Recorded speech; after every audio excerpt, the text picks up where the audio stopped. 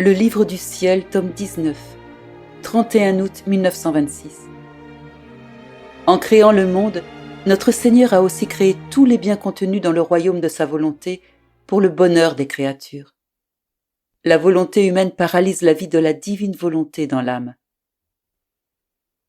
Je faisais mes actes, mes petites rondes, dans la sainte divine volonté, à ma manière habituelle. Je vois que je ne peux rien faire d'autre que parcourir ce cher héritage que m'a légué mon doux Jésus, et dans lequel il y a tant à faire et à apprendre que ni ma courte vie d'exil ni l'éternité tout entière ne suffiront à remplir toutes mes fonctions dans cet héritage dont on ne peut apercevoir les limites, ni où il commence, ni où il finit. Et plus on le parcourt, plus on apprend de choses. Cependant, bien des choses que l'on peut voir ne peuvent être comprises et l'on voudrait que le doux Jésus puisse nous donner ses explications. Sinon, on ne peut que tout admirer sans pouvoir le décrire.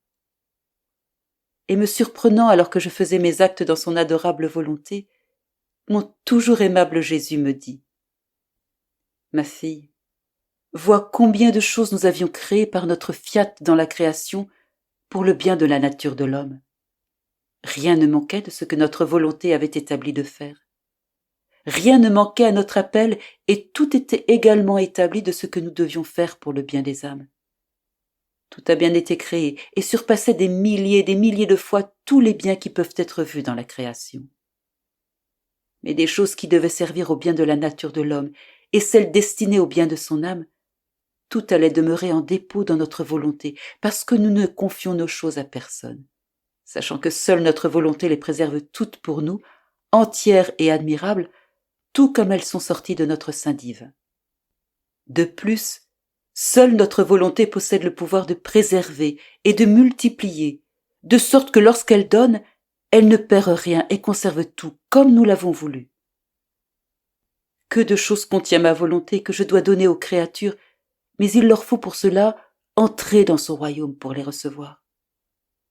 Tout comme la nature humaine n'aurait jamais pu participer au bien de la création si je n'avais pas voulu vivre sous les cieux et avoir une place sur la terre où les choses créées par moi m'entouraient comme une couronne, de la même manière, si l'âme ne vient pas vivre sous le ciel de ma volonté, parmi les biens que notre paternelle bonté a créés pour la rendre heureuse, l'embellir, l'enrichir, la créature ne sera jamais capable de participer à ces biens.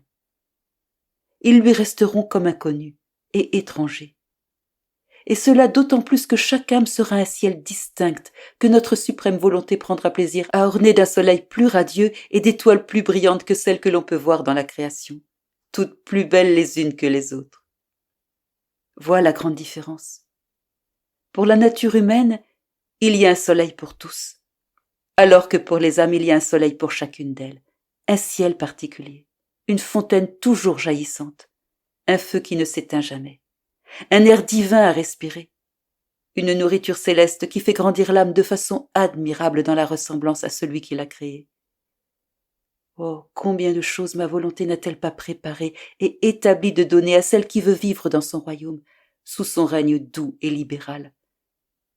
Ma volonté ne veut pas confier ses biens en dehors de son royaume, car elle sait que s'ils sortent de ses frontières, ils ne seront ni appréciés, ni compris. Elle sait également comment préserver et garder ses biens en vie.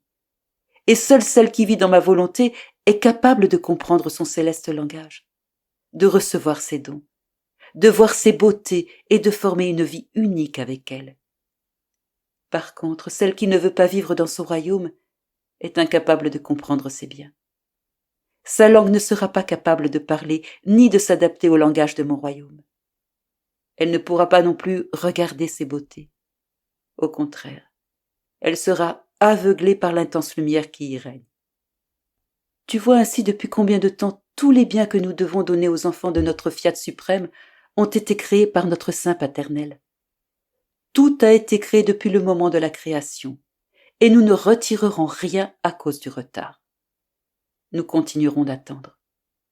Dès que la créature placera sa volonté comme un escabeau sous la nôtre pour se laisser dominer, nous lui ouvrirons les portes pour la laisser entrer. Car c'est la volonté humaine qui nous a fermé ses portes en ouvrant celles des misères, des faiblesses et des passions. Ce n'était pas leur mémoire ou leur intelligence qui les avait dressées contre leur Créateur, bien qu'elles y aient concouru. Mais ce fut leur volonté qui eut son premier acte et brisa tous les liens, toutes les relations avec une volonté si sainte.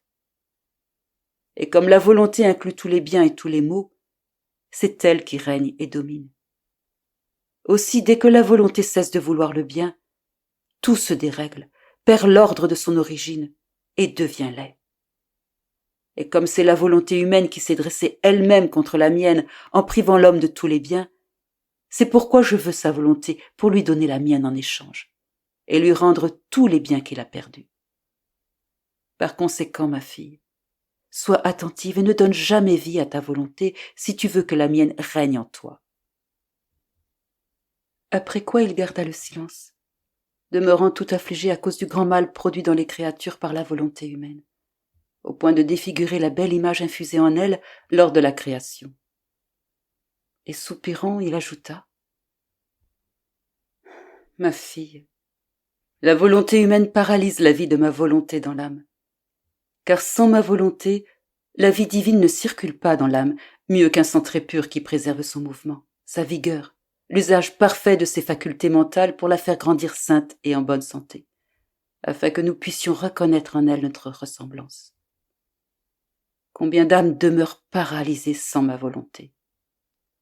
Quel spectacle pitoyable de voir les générations humaines presque toutes paralysées dans leur âme et par conséquent irrationnelles, aveugles devant le bien, sourdes à la vérité, muettes pour enseigner, inertes pour accomplir de bonnes œuvres, immobiles sur le chemin du ciel.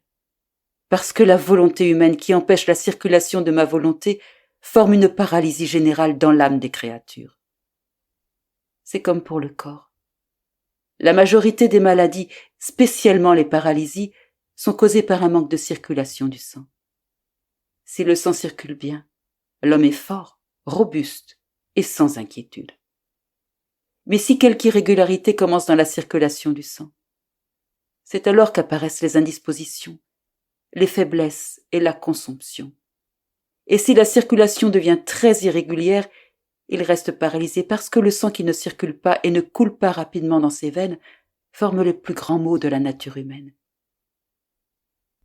Qu'est-ce que les créatures ne feraient pas si elles savaient qu'il existe un remède pour régulariser la circulation du sang ? Elles iraient vers celui qui sait pour ne plus être malades. Et pourtant, il y a le grand remède de ma volonté pour éviter tous les maux de l'âme, ne pas être paralysé dans le bien, mais grandir fort et robuste en sainteté. Et qui prend ce remède ? C'est pourtant un remède offert gratuitement, et il ne faut pas chercher partout pour l'obtenir. Il est toujours prêt à se donner lui-même pour se constituer la vie régulière de la créature. Quelle tristesse, ma fille, quelle tristesse ! Après avoir dit cela, il disparut.